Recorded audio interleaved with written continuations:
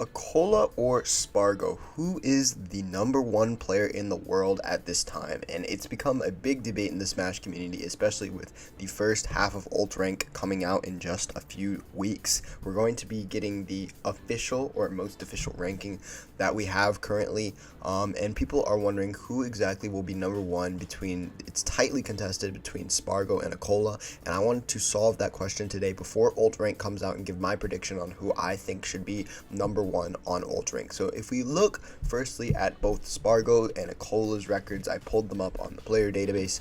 So the season officially started at the beginning of 2023. So the first tournament that Sparg0 went to in 2023 was Let's Make Big Moves, which he placed second. If we go forward, we see that at the beginning of the year he was actually struggling just a bit. He wouldn't win a tournament or an offline tournament. He did win a coin box, but he wouldn't win an offline tournament until Major Upset in April. That was April 1st. He would then win rank up number 4, which was, I'm pretty sure, he would then win Kagabiri, which is probably his biggest win of the entire year. 1,000 man tourney, he won that in Japan, which he would win in May. And then he would win Battle of BC in 15 days. And then the last one that he won was obviously the coin box. He placed 9th at Crown, and honestly, his probably biggest mistake this year in terms of rankings was placing 13th at Summit, which is his lowest placing at an offline tournament. And since Summit does count for rankings, that will be Sparg0's testament to, that was probably his lowest ranking that he'll get. And will drag him down the most. Now, if we look at a stats, a obviously started his tournament year off with Mao Suma hit number 51. He actually did not win that one, but then he followed it up 2 days later by winning Umebora number 9. 1 out of 1,024. He would then win, I'm not sure what this tournament is called, but a 1,248 man tournament. And then a would go on to pretty much win every single tournament he went to. He got 9th at a boot camp. He got 2nd at Kagabiri, losing only to Sparg0. And then he would go on to get 2nd at Battle of BC, losing only to Sparg0. And he won Bugeki last week. However, looking at these two results, both of them have very similar tournament results. However, I would have to give the edge to a just in terms of tournament wins. A had a very strong start compared to Sparg0's very shaky start, and Sparg0 had a worse loss at or a worse bad placing at Smash Summit compared to a who did not have that low of a placement at Smash Summit. He got first at Smash Summit compared to Sparg0's 13th, which is their biggest gap, I believe, in terms of placements at each single tournament, because most of the time, which we'll look at next, Sparg0 actually has an advantage on a in set to set, in direct set to sets. We have the head-to-head right here. Sparg0 has only lost one single time to a Only a single time Sparg0 has not been able to beat a as we can see in the set counts here. A has pretty much. This is Sparg0 is pretty much a bracket demon for a at this point. Seems to be that Sparg0 is the only player in the entire world that a can't seem to beat over and over again, which makes sense if we think that Sparg0 is a top 1 or 2 player in the world at this time. So we can see that in the side below, we can see that he's actually forced a off the Steve multiple times. Steve has the most success against Cloud, however, he's forced off into Pyramithras, tried DK, tried Kazuya, but none of it has been able to work, as he's only been able to take a single set off of, and that was at Ludwig Smash Invitational, which was all the way last year, which means that ever since this 2023 season has started, a has not been able to beat Sparg0 a single time, meaning that Sparg0 completely owns a in the head-to-head. So currently we're sitting at a earns the overall tournament win percentage and just overall wins in general, and Sparg0 owns the head-to-head matchup. So what would be the deciding factor to say, okay, this guy is clearly deserves to be the number 1 player at least halfway through the year? I think you have to look at quality of wins and quality of losses. So like I said earlier, when we were talking about a best win, I said that his best win was probably Umebora number 9, or it was probably whatever this tournament is with 1,248 entrants, right? Those are huge tournament wins.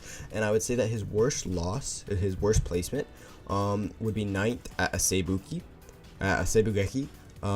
ever since this year started. So his worst placement is 9th. Sparg0's best placement is probably either Kagabiri or Battle of BC.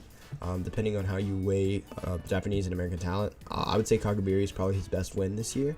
And then his worst loss or his worst placement was obviously 13th out of 16 at Smash Summit Singles. So I would give a definitely the edge in terms of worst and best loss.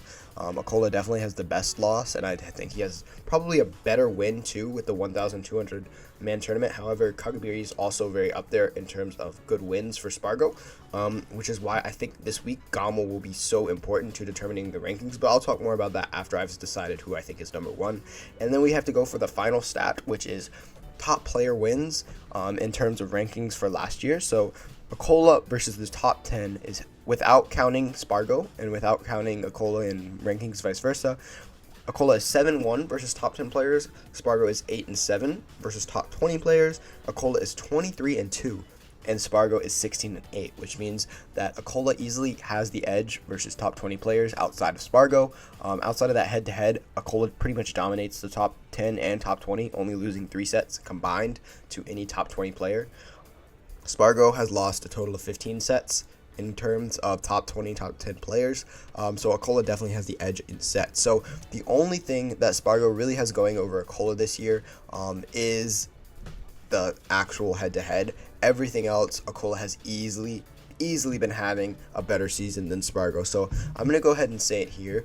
I do think a deserves to be number one in the rankings this year. And this is not me saying I think people need to differentiate between saying that he deserves number one and saying that he's the best player in the world. I do think that Sparg0 is the best player in the world just because of the fact that a cannot beat him.